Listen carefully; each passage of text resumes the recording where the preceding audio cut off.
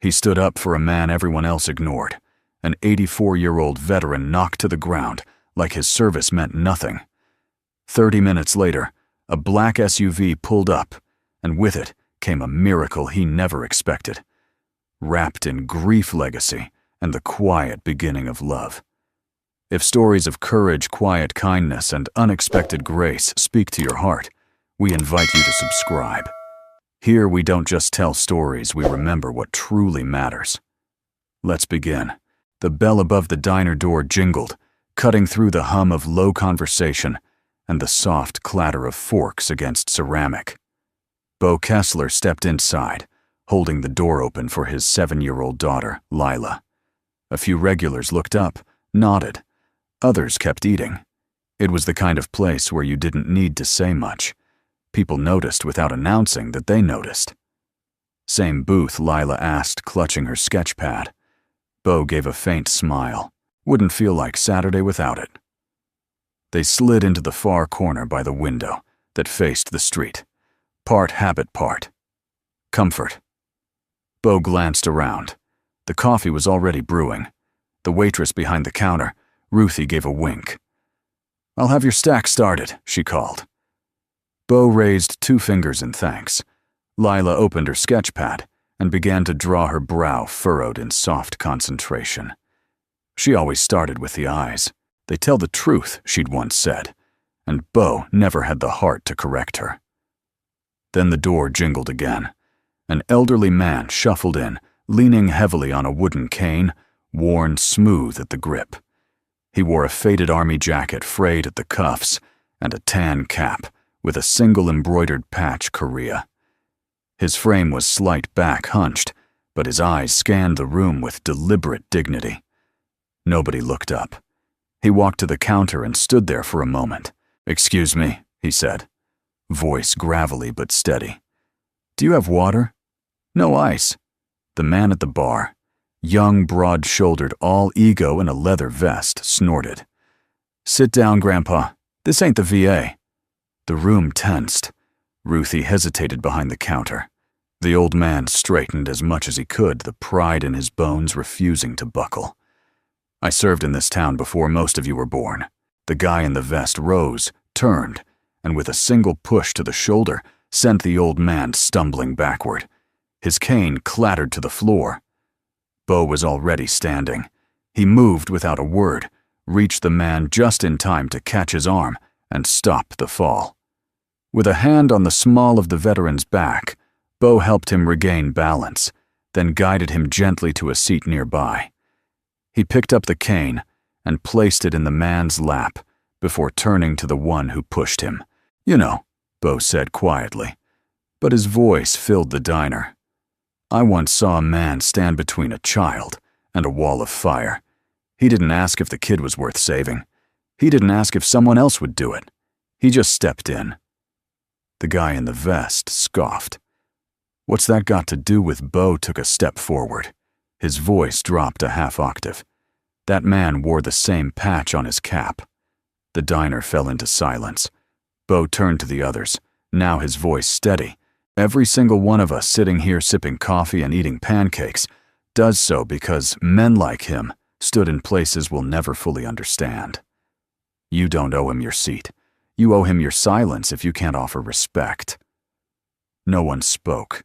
The man in the vest shifted uncomfortably, then backed away. He muttered something Bo didn't care to catch, and left the diner, the bell jingling in his wake. Bo let out a slow breath and turned back to the old man. "You okay, sir?" The veteran nodded, adjusting his cane. "You didn't have to do that." Bo pulled out a chair and sat across from him. "Yes, sir. I did." Lila had stopped drawing. She was watching now. Eyes wide, her pencil paused mid-stroke. "I'm Ira," the man said, extending a shaking hand. "Bo," he replied, taking it firmly. "And this is my daughter, Lila." Lila gave a small smile and held up her sketch pad. She had drawn Ira's face, gentle lines around the eyes, the military cap just right. "That's me?" Ira asked. "Almost," she said. "I didn't get your smile yet." For the first time that morning, Ira smiled. The diner began to breathe again. A few people looked ashamed. Others just stared at their plates. Ruthie brought a glass of water to Ira, her hands trembling slightly. Bo sat back, letting the weight of the moment settle in his bones. He wasn't used to attention. He didn't want thanks. But something about Ira, his silence, his presence, had stirred something long dormant. Maybe it was the way the world seemed to forget people like Ira. Or maybe it was the way Lila looked at him, like she saw something important others missed. They talked for a few minutes. Nothing deep, just names where they lived, how the mornings had been colder than usual. Bo didn't press. He could tell Ira wasn't a man who spoke unless it mattered. Then just as Bo was asking Ruthie for the check, a low rumble built outside. A sleek black SUV pulled into the gravel lot. It didn't belong to anyone from around here. The engine cut. The doors opened. Bo turned to look, and everything for a moment felt like it was about to change. The SUV's doors opened in silence, as if even the machine sensed the reverence of the moment it was interrupting. Out stepped a woman. Mid-30s.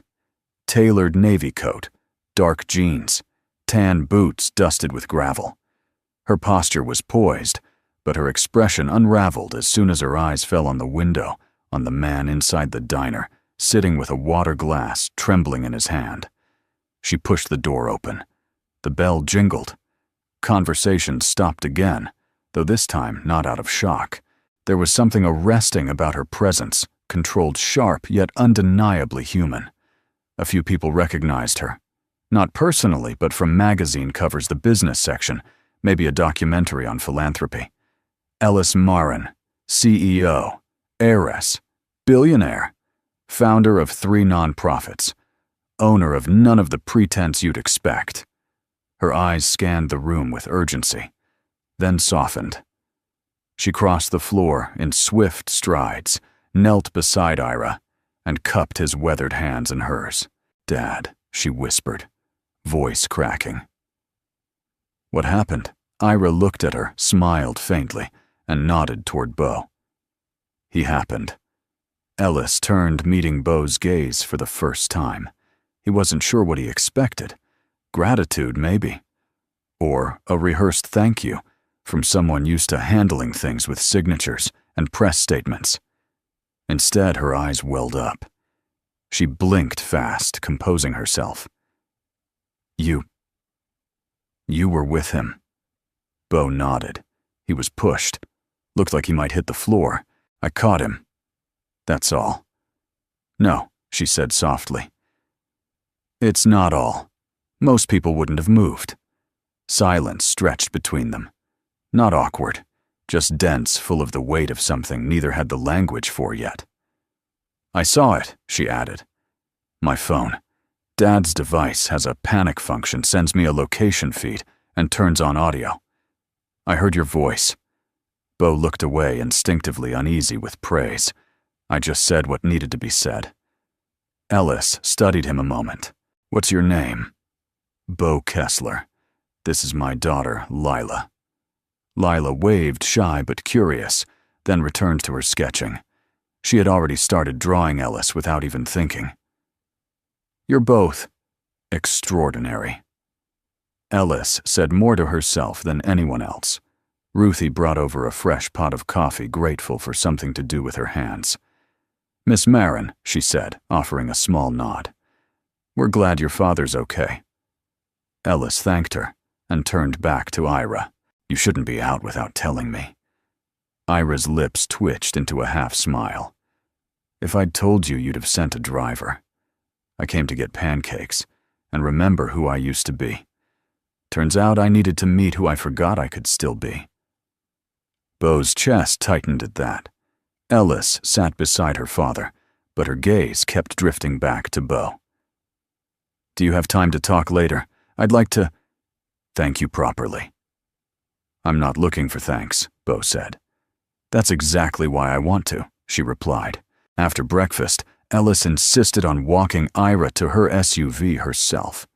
As they reached the door, Lila slipped a folded paper into Ira's hand. "It's you," she said, but smiling.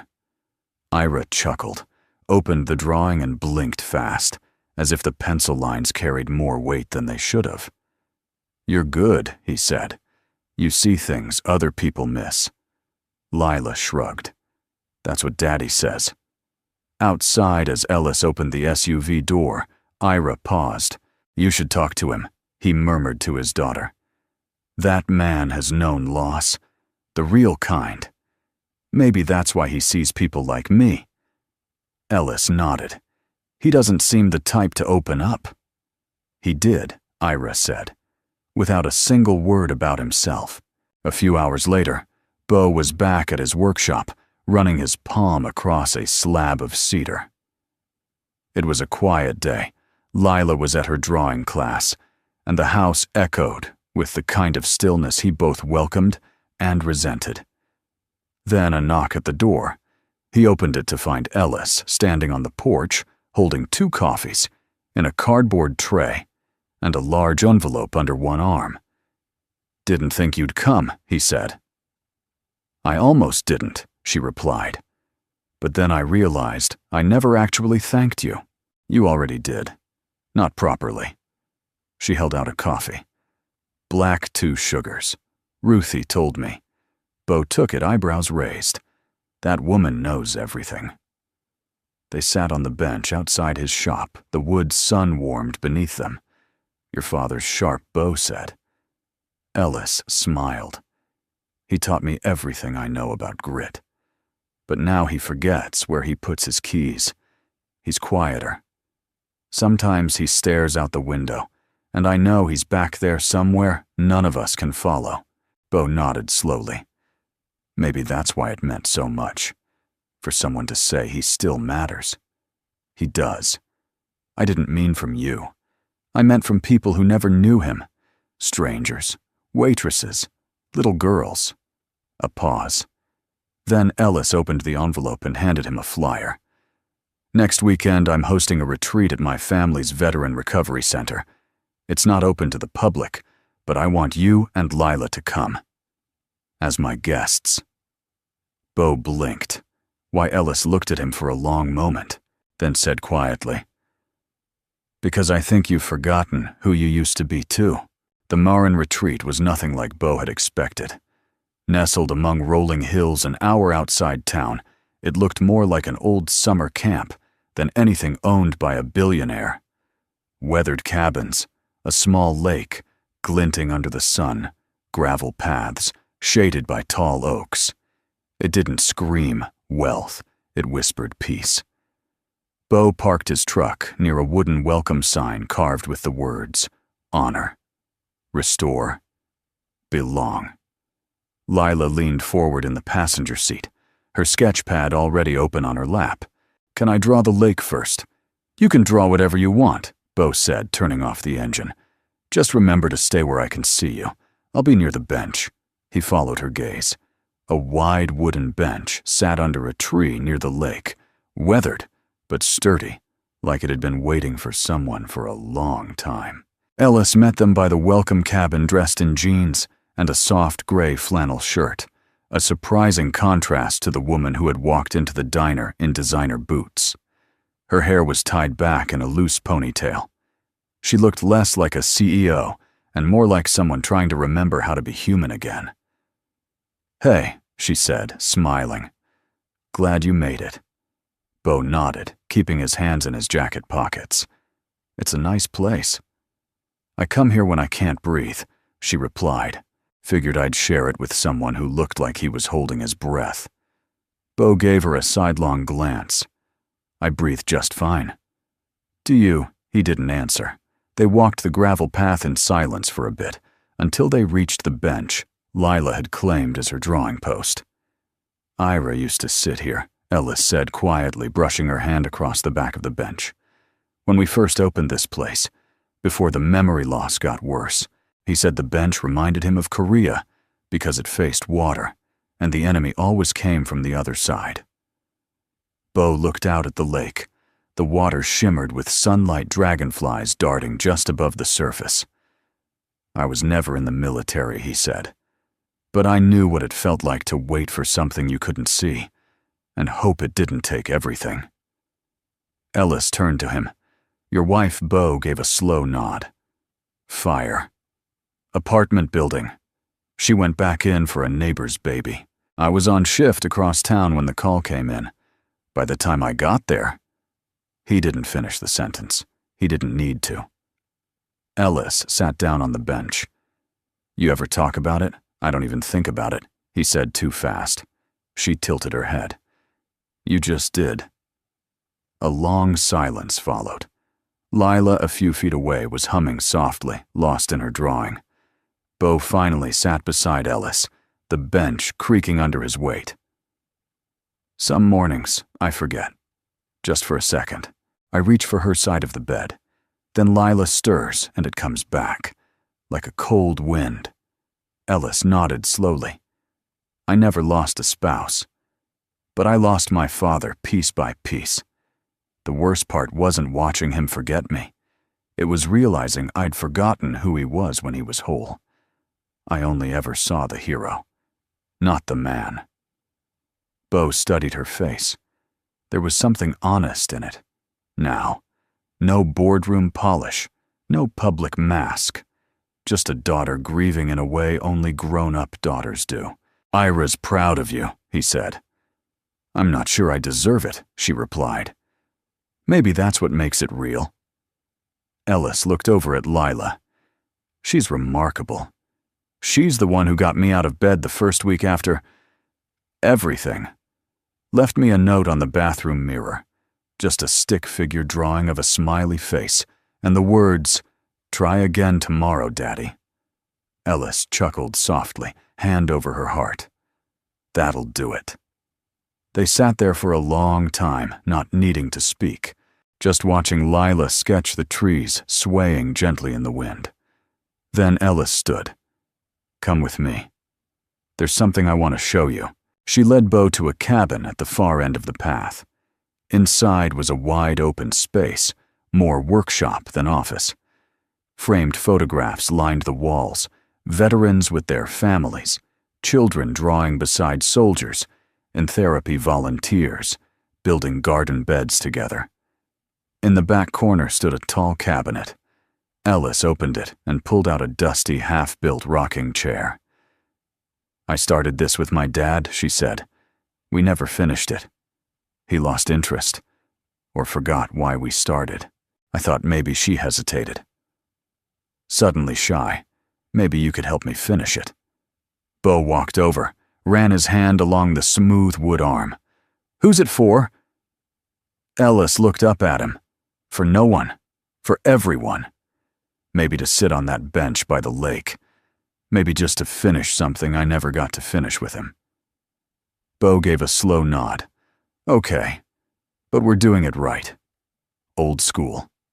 No shortcuts, she smiled. That's what I was hoping you'd say. That evening back at the bench, Lila handed Ellis a fresh drawing. It was the lake, the bench, and two figures sitting side by side.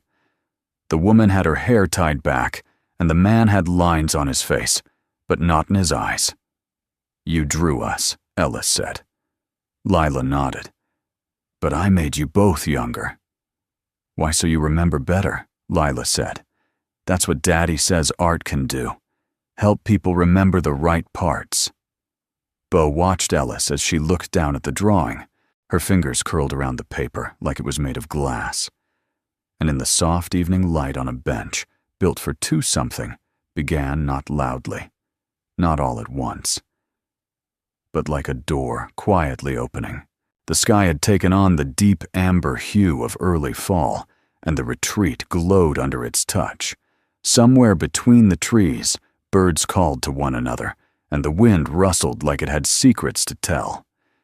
In a cabin tucked away from the main circle, Bo sat beside Lila as she finished her newest sketch. It was a portrait. A man with lines worn deep into his brow. Sharp eyes. A small, stubborn smile. Who's that? Bo asked gently, already knowing. It's Mr. Ira, Lila said. I want to give it to him before we leave tomorrow. She shaded the corner of the jacket with careful strokes, then reached for her red pencil to add the faded Korean War patch. I drew him sitting taller, she added. Because he should. Bo swallowed the lump in his throat. He'll love it. He's like a tree, Lila murmured. Old, but he still gives shade. Bo couldn't find words for a while. Sometimes she said things that made him feel both ancient and young at the same time. Later that morning, Ellis appeared at the cabin door holding a cloth bundle wrapped in ribbon. I brought you something, she said, stepping inside with a cautious smile. Bo raised an eyebrow. Is that a bribe? Depends on how picky you are about wood grain, she quipped.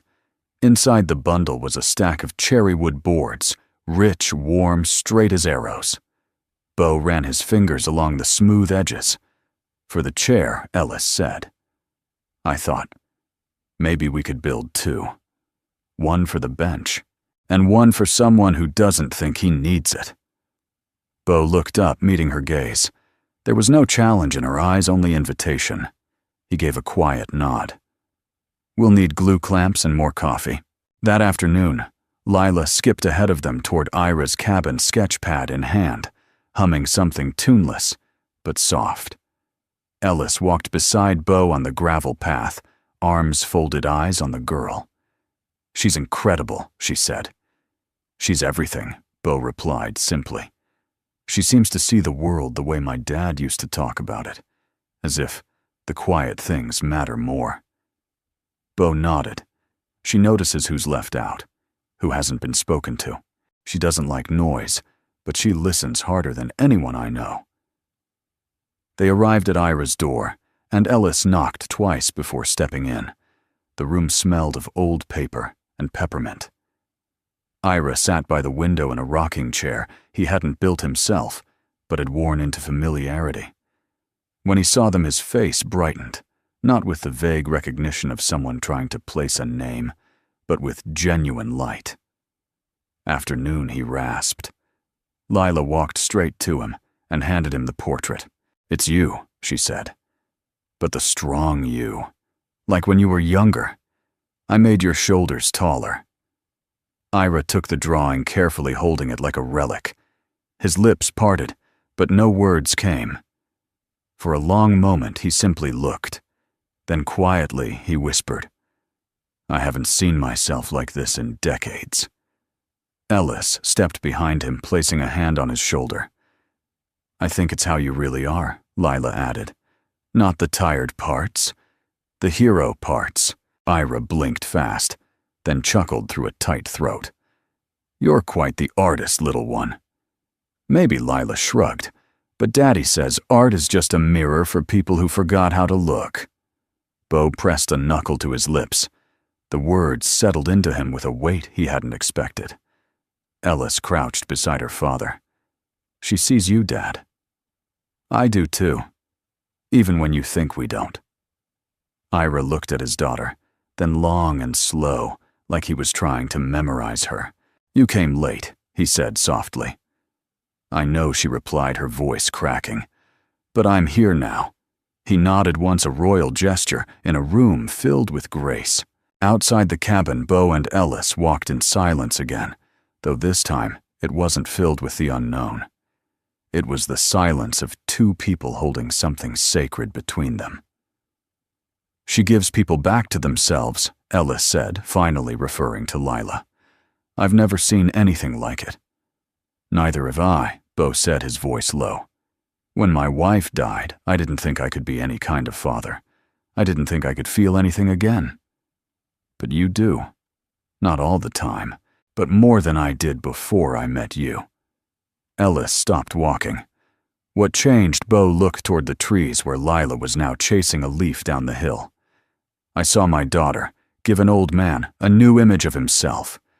And I saw a woman, powerful, brilliant, choose to kneel beside that man, not because she had to, but because she wanted to remember who she really was. Ellis exhaled, blinking hard. You make it sound like I've done something noble.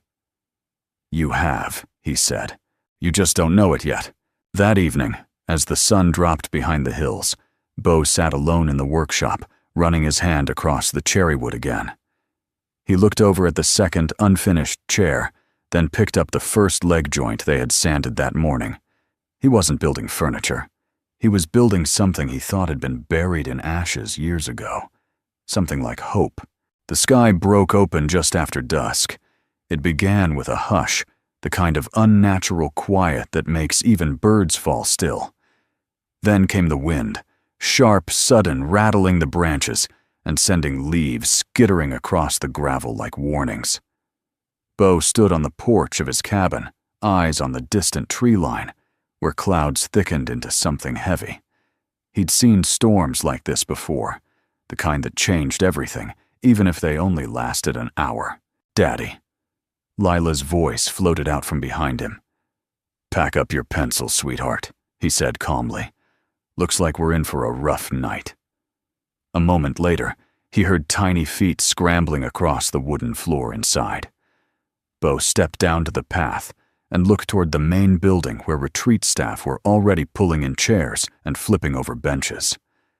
That's when he saw her Ellis walking fast against the wind, her hair whipping free from its tie.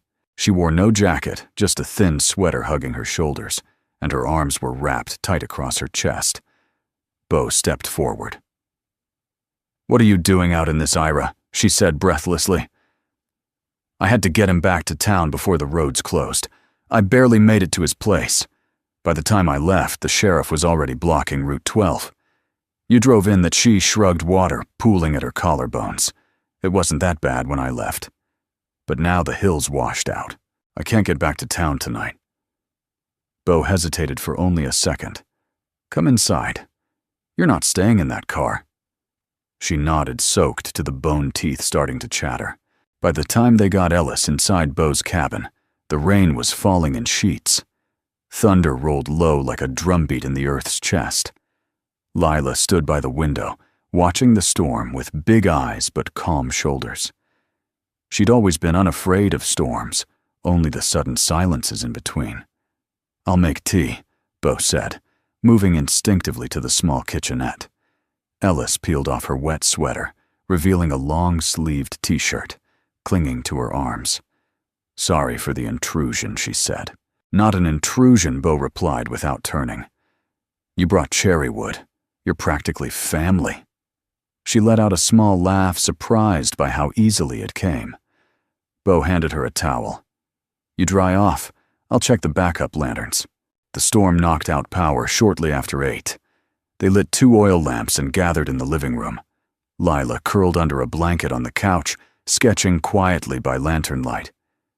Ellis sat on the floor, beside her hair, drying in wild curls, cheeks flushed from the heat of the fire Bo had managed to start. "This is kinda cozy," she admitted. Bo sat across from her, legs crossed. "It's a little like camping, but with better tea." Ellis glanced at Lila. Has she ever camped for real? "She doesn't like tents," Bo said. "Too closed in. She likes open skies. Says the stars make her feel less small." Ellis looked at him long and quiet. "Did she get that from you or from her mom?" Bo hesitated. Her mom mostly. Claire was the dreamer. "I just built the porch she stood on." "What about you?" Ellis asked. "What were you like before?" Bo stared into the fire. "Before the fire, I was always in motion. Projects, community calls. I believed in being useful. After, I believed in just getting through the day." Ellis's voice softened, and now he looked up and met her eyes. "Now I'm wondering if I stopped too soon." For a moment, neither spoke. Outside, the storm rattled the windows like it was trying to eavesdrop. Inside, the quiet felt sacred. Ellis finally said, "You know, I used to think healing was linear, like ticking boxes. Therapy, yoga, journaling. But I think healing is sometimes just sitting in a room with someone who doesn't expect you to be fixed." Bo leaned forward slightly. "Or someone who remembers what you looked like before you broke. They didn't touch, didn't need to. but the distance between them felt smaller than ever. Later, after Lila had fallen asleep on the couch, Beau offered Ellis the bedroom. "I'll take the chair," he said. She looked toward the rocking chair, the one they had begun building together, and just finished assembling that afternoon. "You sure?" "Yeah, besides, I want to test it." She smiled. "If it creaks, I'll fix it myself." Beau chuckled, grabbing an extra blanket. "Deal." Ellis paused at the doorway, then turned. "Beau, yeah, thank you. For tonight. For the porch. For seeing me, not just the headlines, and the money." He nodded, voice low. It's easy to see someone when they stop hiding. She didn't say anything more, just closed the door softly behind her. Beau sat in the rocker, the fire down to embers, listening to the rain ease. The storm had passed, but something else had arrived in its place. Not passion, not even romance. Something steadier, quieter, a kind of knowing. He looked at the unfinished plans for the second chair and smiled to himself. Tomorrow they'd build again. And maybe not only with wood. The morning after the storm came in quietly like an apology. The trees dripped with leftover rain, mist hung low along the grass, and the retreat usually buzzing with soft conversation, and bird calls felt reverent, almost hushed. The world had exhaled. Beau stood on the porch with a cup of coffee watching the sun push through the thinning clouds. From inside he could hear the gentle creak of the newly finished rocking chair and the light rhythm of Lila's footsteps as she moved about the cabin. Ellis stepped outside a moment later, still barefoot hair pulled into a low knot. She looked rested, though something in her expression said her mind had been active all night. "You sleep all right?" he asked. "I did," she said. Then added, "Surprisingly well, actually." Beau handed her the second cup of coffee he'd prepared. "You're officially welcome to crash here during any future apocalypse." She smiled into her mug. "I might take you up on that." They sat in silence for a while side by side on the porch steps, watching Lila feed birds from the railing with crumbled biscuit pieces. A squirrel darted down a tree trunk, nearby snatched a crumb and fled. Ellis tilted her head toward Beau. "You've mentioned Claire, your wife, a few times. I hope it's not too much to ask, but would you tell me more about her?" Beau didn't answer right away. His eyes stayed on the horizon, but his hands tightened slightly around the mug. "She was better than me in most ways," he said quietly. "Smarter, funnier, brave in a way that didn't ask to be seen." Ellis turned toward him, legs folded beneath her. Beau continued, voice low but steady. "I met her on a volunteer build for a firehouse fundraiser. She couldn't hammer a nail straight to save her life, but she kept showing up. I asked her out over spilled paint and bruised thumbs. He chuckled once, a sound full of warmth and ghosts. She taught 4th grade. Thought kids were just little adults with honest mouths. She was right. They adored her." Ellis watched him closely, not interrupting. Beau's gaze drifted downward. The fire was in a neighboring building. Gas leak. She ran in to help a neighbor get their baby out. She got the baby clear, but the stairwell collapsed behind her on the second run. He paused, swallowed hard. "I was 2 blocks away. By the time I got there, it was too late. I could still smell her shampoo in the air, but she was already gone." Ellis blinked back sudden tears. "I'm so sorry." Beau nodded, not out of dismissal, but because there was nothing else to say. "For months, I blamed the delay, the shift, the dispatcher, even the weather. Then I blamed her. Then myself. Eventually, the only thing I had left to blame was time, because it kept moving forward without her." Ellis reached out slowly, laid a hand gently on his arm. He didn't flinch. "And Lila?" she asked. She was 5, didn't understand at first. She thought Claire was on a trip. For weeks she kept drawing airports. Beau looked down, his voice nearly a whisper. Then she drew a burning house, and she stopped speaking for a month. Ellis closed her eyes, heart-aching. She's so bright, so tender. It's hard to imagine that. She came back to me through drawing, he said. It was the only language we both understood when words stopped working. He looked at Ellis now, his eyes clear despite the weight in them. That's what the burn marks did to us. They didn't just take her. They changed how we lived, how we saw each other, how we let others see us. Ellis's hand was still on his arm, and now I still miss her. Every day. But lately, I don't feel like I'm betraying her by smiling, or by building something new. They sat in that honesty for a long time, no rush to move past it. Then Ellis said softly, Ira used to say that grief is a country you visit often, but don't have to live in forever. Bo exhaled. He's a wise man. She nodded. He also once told me that I'm so good at holding other people up. I forgot how to lean. Bo glanced at her. Do you ever lean? She met his gaze. I'm learning. Later that day, they returned to the workshop. Bo measured a new beam, while Ellis sanded the armrest of the second chair. Her hands moved with growing confidence, though her motions still held a touch of hesitation, like someone reacquainting themselves with trust. Do you always work in silence? She asked. Only with people who talk too much, he replied with a faint smirk. She grinned. I'll take that as a compliment. Bo drilled 2 screws, then leaned back. You're better at this than you think. Ellis set down the sanding block. Maybe I'm just better at letting someone else lead for once. Bo raised an eyebrow. That hard for you? Terrifying, she said. When you run companies, people follow you because of what you represent, not because of who you are. Bo nodded. And who are you, Ellis Marin? She took a long breath, considered it. A woman who's tired of impressing the wrong people. He didn't say anything, but the way he looked at her solid, steady, told her he understood. Completely.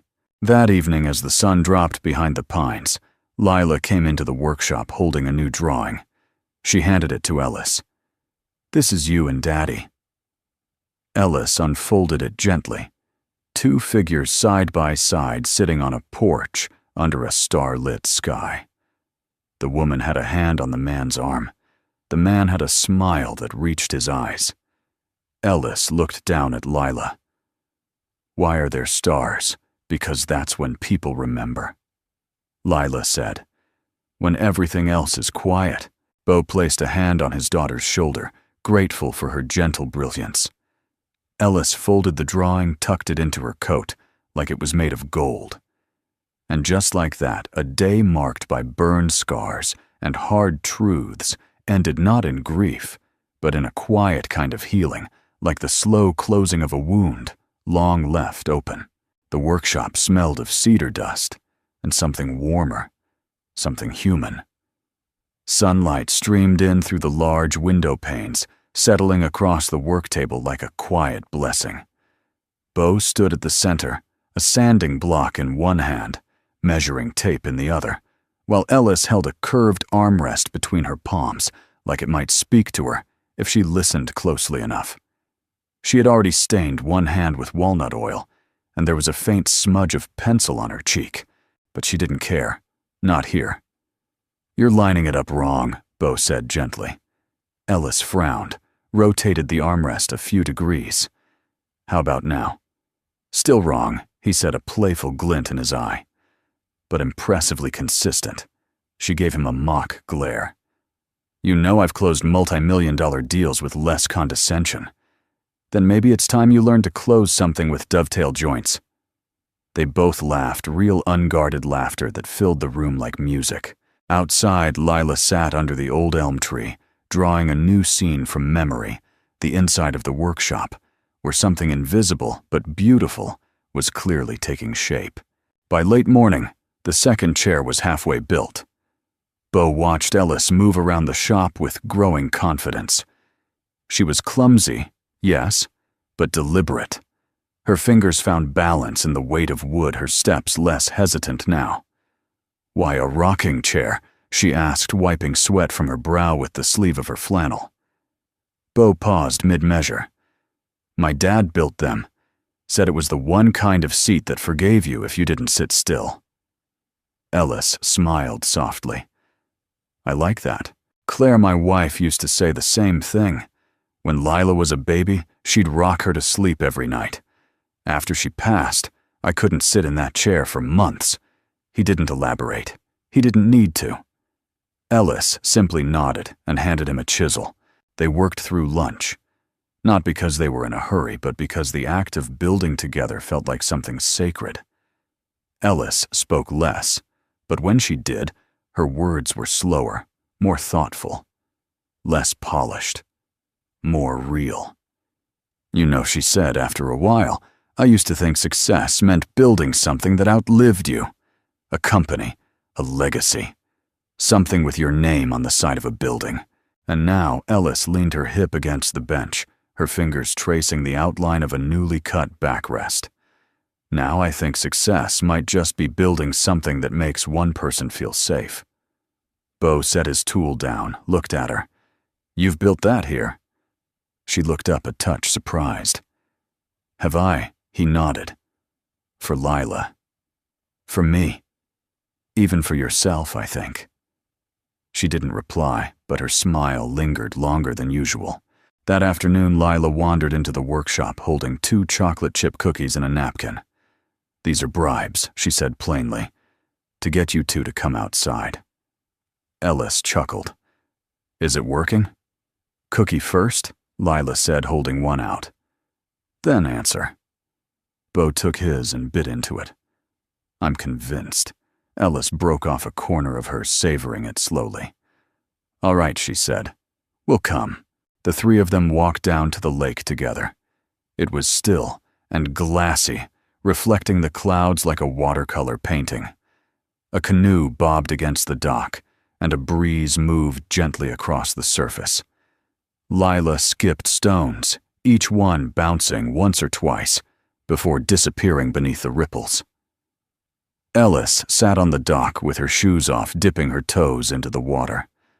"Ira and I used to come here in the early days of the retreat," she said, her voice distant.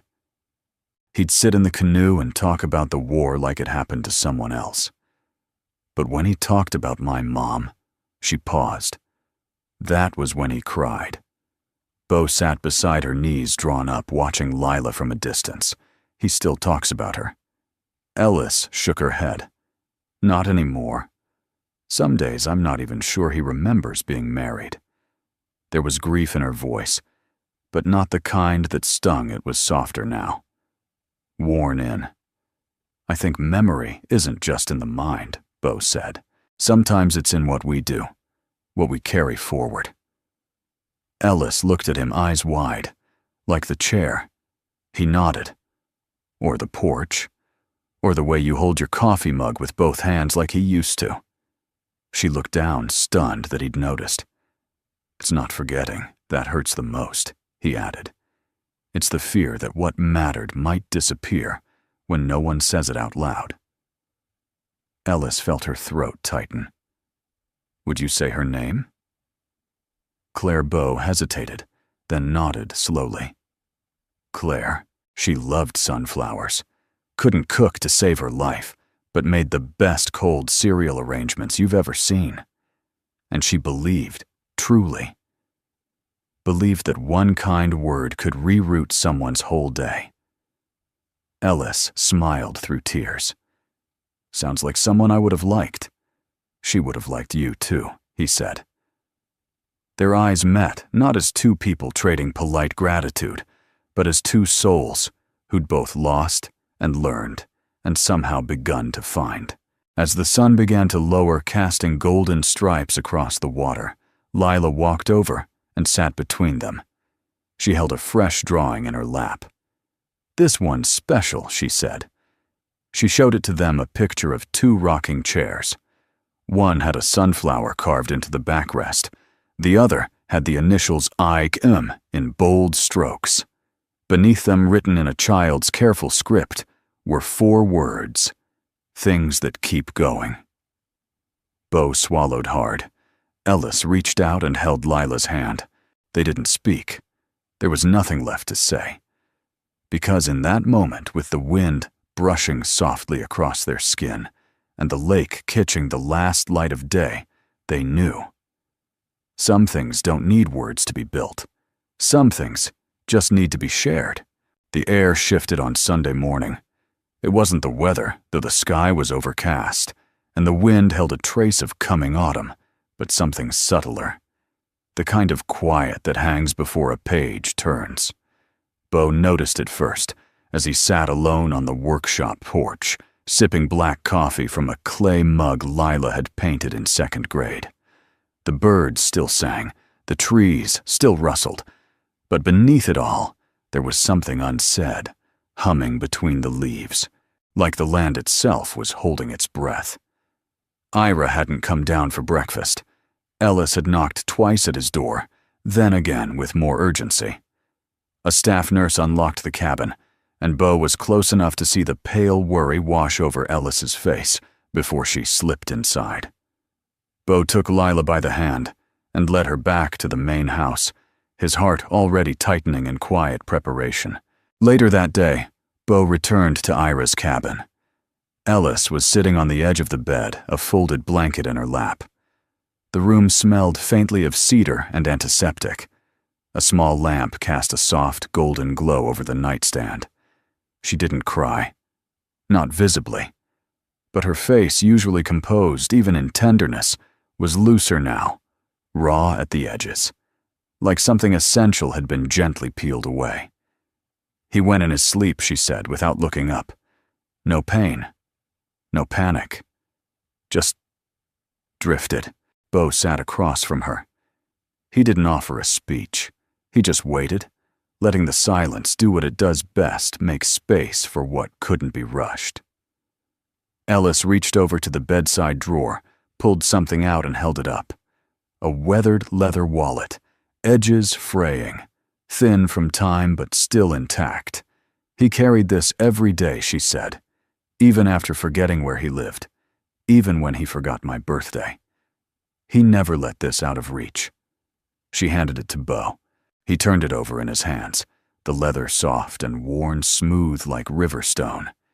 Inside were the usual items: a faded ID, a punch card for some long-gone diner, a black and white photo of a young woman with bright eyes. But there was also a folded piece of lined paper, old yellowed, edges cracking. Bo looked at her. Ellis nodded. Read it. He opened the letter with care. The handwriting was shaky but unmistakably thoughtful. To the man my daughter will one day love. If you're holding this, it means I've met you, or wish I had. Either way, I trust her enough to believe she's chosen well. She's strong. Too strong sometimes. She'll pretend she doesn't need anyone. But she does. She needs truth and steadiness. Someone who won't flinch when she's quiet or sharp when she's scared. If you're still around, it means you've seen through her walls, that you've stood your ground, that you've listened more than you've spoken. Please don't try to save her. Just stand beside her while she saves herself. And if she ever looks lost, hold her hand and remind her where home is. And thank you for giving an old soldier peace. Ira Bo folded the letter carefully, like it was something sacred, and handed it back. Ellis took it, but didn't tuck it away. She held it in her lap, smoothing the creases gently. I didn't know he wrote, that she said, her voice a half-whisper. Bo's throat was tight. He knew you'd find someone. She looked at him. Now, really looked. And he knew it might be you. He didn't answer. He didn't need to. That evening, after the sun had dipped below the hills, Ellis asked Bo and Lila to stay a while longer at the retreat. For a few days, she said. Until after the service. It would mean a lot. Bo agreed.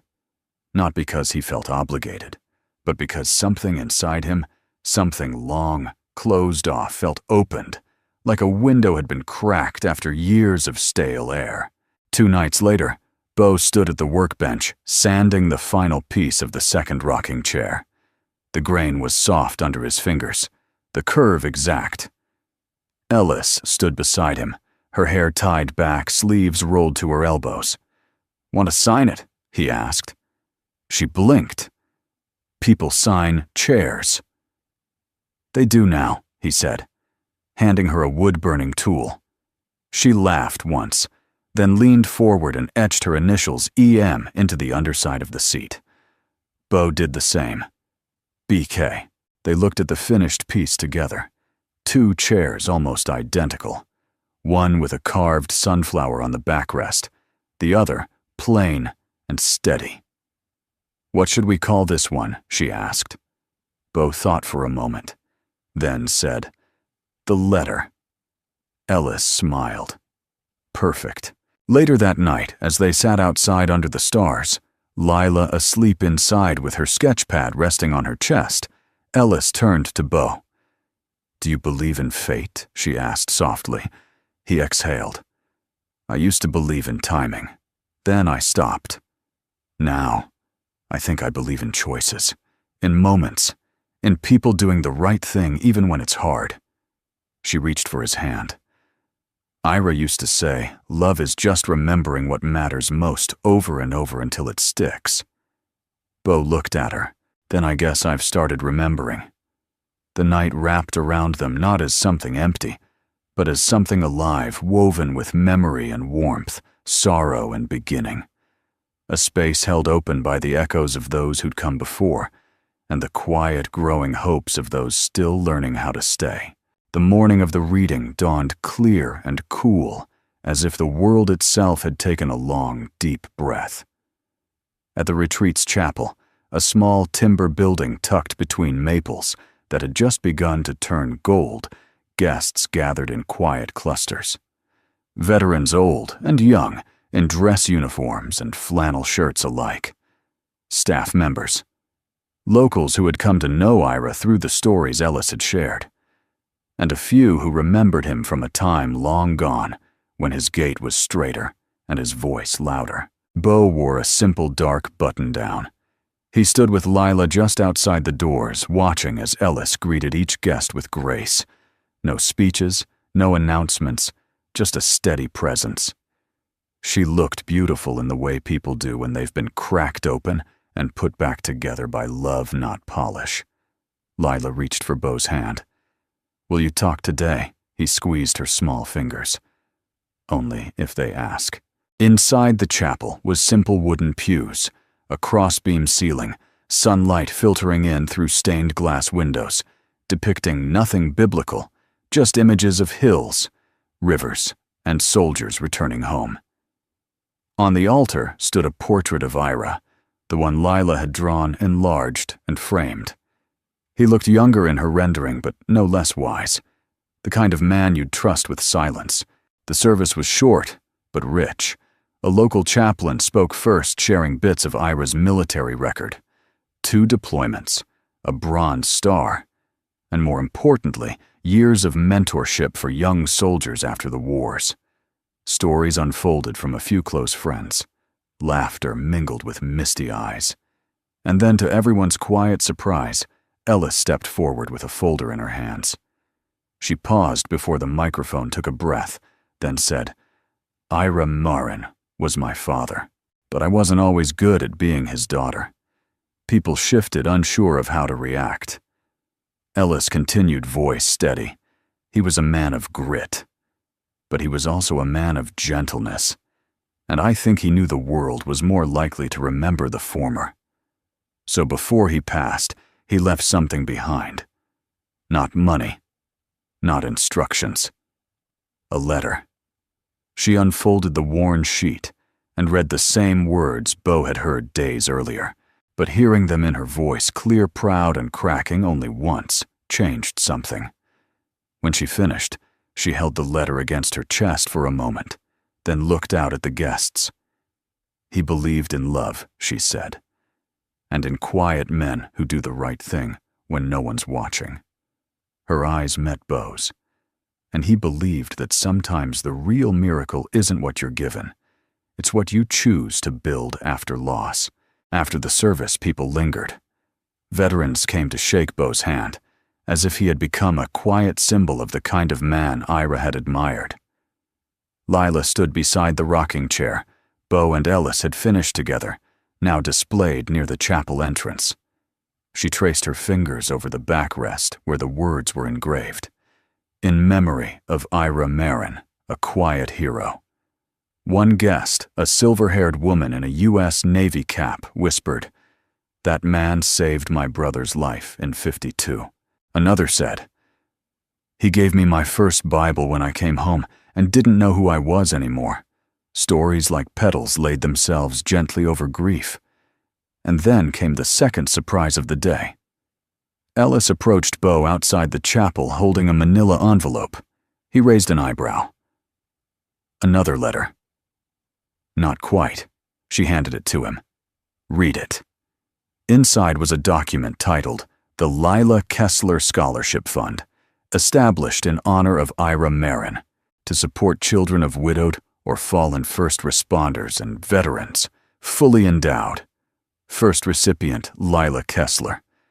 Beau stared at the page, unsure whether to smile or cry. "Ellis, this is—" She gave him something he didn't even know he'd lost. Ellis said, nodding toward her portrait of Ira. "This is him giving it back." Beau blinked hard. "You didn't have to do this." She stepped closer. "I didn't." He did. "I just signed the paperwork." He looked down, voice low. "You're something else." Her smile was soft. "So are you." That night, back at the cabin, Lila sat at the kitchen table with crayons scattered around her. She was humming again, same tune, but slower now, more thoughtful. "Daddy," she said suddenly, "does being remembered mean you're still alive?" Beau sat across from her. "I think being remembered means a part of you still matters, still moves through the world in quiet ways." She nodded, satisfied. He watched her draw in silence, then turned toward the porch, where Ellis stood, arms folded, looking out at the stars. Beau joined her. "Scholarship's too much," he said. "No, it's not. Feels like a miracle." She turned toward him. "It is. And you don't have to question it. Just receive it. That's the part most people forget how to do." He looked at her. "I'm not used to letting people carry the weight." She reached out, laced her fingers through his. "Then maybe it's time someone stood beside you." They stood like that, hand in hand, as the night settled gently around them. And somewhere inside, Beau realized the miracle wasn't the money, or the letter, or even the scholarship. It was something much quieter. Something born from trust, from shared grief, from two people learning to live again, not in spite of their scars, but with them. It was the miracle of beginning again. The morning of Honor Day broke with a sky so blue it felt hand-painted. Sunlight streamed through the maples surrounding the retreat grounds, their leaves now beginning to flush with the orange and rust blush of early October. The air was crisp, laced with wood smoke, and the quiet hush of people gathering for something that felt bigger than a ceremony, something sacred. In the field beside the chapel, folding chairs were arranged in neat rows. A podium set under an American flag hung between two cedar posts. Beside it stood the rocking chair Beau and Ellis had built. Fresh flowers adorned the seat, white lilies and yellow sunflowers. Someone had even placed a bronze plaque on its armrest, reading, "In memory of Staff Sergeant Ira Marin." He gave quiet where the world gave noise. Beau adjusted his tie in the mirror, an old one Claire had bought him for a wedding they never got to attend. His hands weren't quite steady, but he didn't mind the nerves.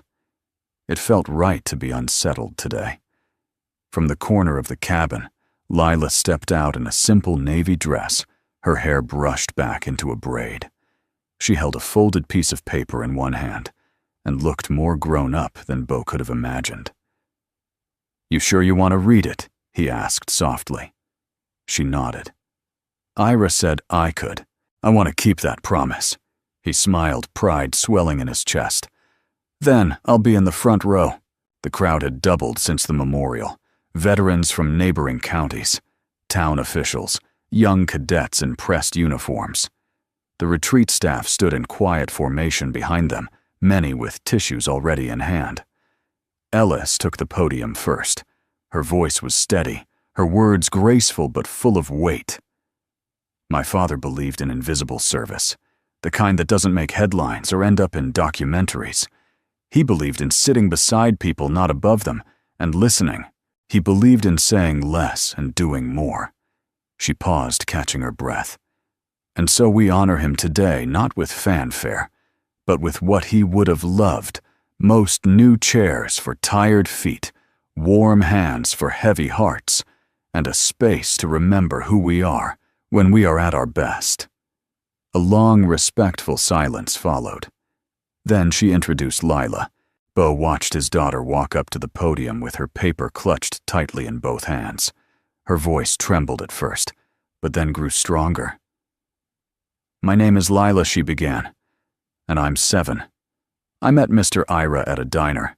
Some people weren't nice to him, but my dad stood up and helped. That's how we became friends." She paused to breathe. "Mr. Ira told me once that old trees still matter because they give shade. I drew a picture of him with strong shoulders and bright eyes. I think that's how he should be remembered."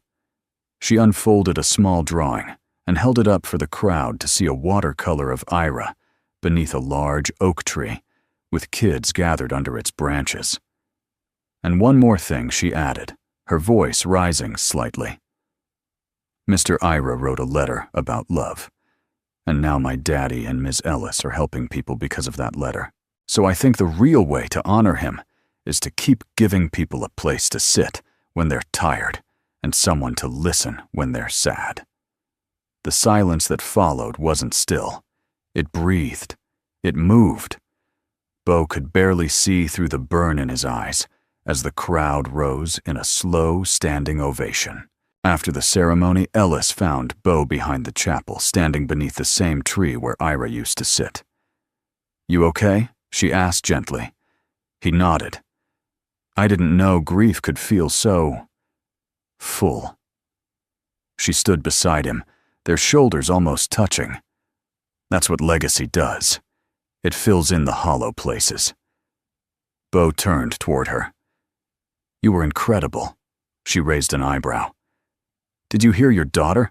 I nearly lost it when she said, 'strong shoulders and bright eyes.'"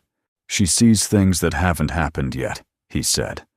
"And sometimes things other people have forgotten." They stood in silence a moment longer, watching guests mingle share stories, wipe their cheeks without shame. Then Ellis reached into her coat pocket and handed Bo a small envelope. "What's this?" He opened it. Inside was a key, to what Ellis smiled, to the cabin just past the lake, the one with the 2 porches. "I've been holding it for a program director we haven't hired yet." Bo stared at her. "Ellis," she stepped closer, "I want you and Lila to stay, not just as guests, as part of this place. Build chairs, teach woodworking, help the kids who don't have words. This isn't charity, it's a home. And it only works if it's built by people like you." He was quiet a long time, the key warming in his hand. "Are you sure?" he asked. "I've never been more sure," she said. He looked toward the lake, then back at her. "Then we're in." Ellis smiled, relieved, radiant, and took his hand. That evening, as the sun sank behind the hills, Bo, Ellis, and Lila returned to the workshop. Bo placed the key on the windowsill and rolled up his sleeves. Ellis lit the lanterns. Lila spread out her drawings across the work table, humming. There was no grand declaration, no cinematic kiss, just the steady rhythm of wood against sandpaper, the smell of cedar in the air, and 3 people who had once been broken, quietly piecing themselves into something whole. Outside, the first stars blinked awake, and the wind carried the faint sound of a child's voice, echoing the words she had once drawn, things that keep going. The cabin beyond the lake had stood empty for years. It was simple, with a wraparound porch that creaked underfoot, and windows that caught the morning sun just right. A fireplace nestled against the back wall, surrounded by stones Ira himself had helped lay when the retreat was first built. No frills, no luxury, just space and silence, and a view that made you stop whatever you were doing and breathe. Now it was home. Bo stepped outside in the early light, a mug of hot coffee in one hand and a folded flannel tossed over his shoulder. The air smelled of pine and something softer, distant smoke from the fire pit dew on wood. He looked out over the still lake, where the mist was just beginning to lift. On the porch rail sat Lila's newest drawing, weighted down by a pine cone, a rocking chair carved with a sunflower, another with initials, and between them, a third one smaller. Untouched. He smiled. Behind him, he heard the familiar rhythm of bare feet on old floorboards. "You're up early," Ellis murmured, stepping beside him with her own cup of tea. Her hair was still tousled from sleep, her sweatshirt loose and worn, but her eyes were bright. "Habit," Bo said. She leaned into the post beside him, her shoulder brushing his. Ira would have loved seeing this place lived in again. Bo looked at her, his gaze soft. He built it for people like us. Ellis nodded, people trying to put the pieces back in the right places. By mid-morning, the retreat had come alive. Children from a visiting veterans family group were scattered across the field building birdhouses with Bo's guidance. Each one had its own imperfections, crooked roofs, mismatched nails, but Bo didn't correct them. He showed them how to sand the splinters, how to keep going even when it didn't look perfect. Like life, he told a boy named Mason, who'd cried over a cracked side panel. "You don't throw it out. You fix what you can and make it yours." Across the way, Ellis sat at a picnic table with 3 teenage girls, teaching them how to repot herbs in old mason jars. One of them had asked if Ellis was the rich lady who bought the place, to which she had simply smiled and said, "No. I'm the woman who finally came home." That afternoon, a delivery truck rolled down the gravel path. Inside was a wooden crate addressed to the Kesslers and Marin family, Lake Retreat. Ellis opened it with a crowbar, curious. Inside, wrapped in linen and packed with straw, was a hand-carved wooden sign. The letters were bold, burned into the grain, with care. The porch light underneath in smaller script, a place to rest, a place to return, a place to begin again.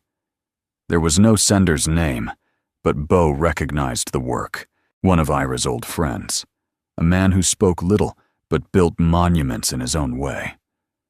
Bo and Ellis hung the sign that evening with Lila's help. She stood on a step stool, hammering the last nail, her face serious with the importance of the act. When they finished, the 3 of them stood back and looked at it in silence. "I like it," Lila said. "Me too," Ellis replied. Bo just nodded. "Feels right." That night, the 3 of them sat on the porch as twilight softened into indigo. The rocking chairs creaked in rhythm. Fireflies blinked across the field like stars that had come down to listen. Lila curled up with a blanket and a book on one chair, while Ellis and Bo shared the second. "I never imagined this," Ellis said quietly. "Which part?" Bo asked. "All of it. You. Her. This porch. The stillness without the emptiness." Bo looked down at their joined hands. "I didn't think I deserved a second chance." Ellis turned to him. "You didn't deserve what happened to you either. But here you are. And here we are." He exhaled, and for the first time in years, it didn't feel heavy. They sat that way for a while, the silence not needing to be filled. Then Ellis added almost as an afterthought, Do you think he knows Bo didn't ask who? He just said, yes. Much later, after Lila had fallen asleep with her blanket still wrapped around her, and the porch light above the door cast a golden glow on the floorboards, Bo stepped inside to grab something. He returned holding an old shoebox, sat down beside Ellis, handed it to her. She opened it slowly. Inside were bits and pieces Claire's sunflower hairpin, Lila's first drawing of the two of them, a photo of Bo in uniform at the fire station back when he still believed service was something you had to prove, and at the very bottom, a letter. Unopened. Addressed to the man who comes next. Ellis looked up, startled. Bo's voice was low.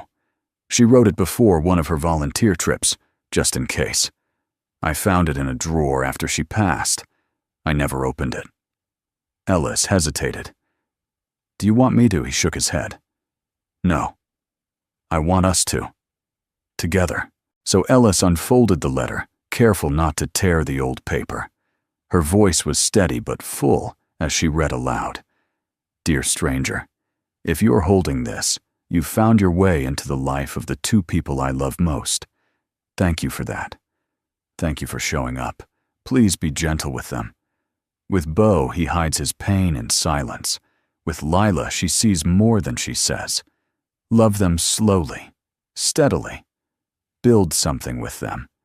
It doesn't have to be perfect, just real. And never ever let them forget that they were always meant to love again. Claire. By the time the letter ended, Ellis was crying softly. Bo's eyes were wet too, but he didn't look away. Instead, he reached over, pulled her close, and pressed his lips gently to her temple. Thank you, he whispered. For what, she asked. For being the miracle I never saw coming. In the stillness that followed the porch, light flickered, once, then steadied its glow, stretching softly across the field, touching the chairs, the trees, the workshop, and the lake. A beacon not just for guests, but for anyone who had ever been lost, and somehow gently found again. If this story touched something deep within you, we'd love to know. Where in the world are you watching from? Drop a comment below and share your corner of the map with us. It's a beautiful thing to feel how far kindness can travel. And if you'd like more heartfelt stories like this filled with hope, healing, and the quiet strength of ordinary people, you're warmly invited to subscribe. No pressure, just a porch light left on for when you feel like coming back. Thank you truly for spending your time here with us. We're so grateful to share these moments with you. Until next time, take gentle care.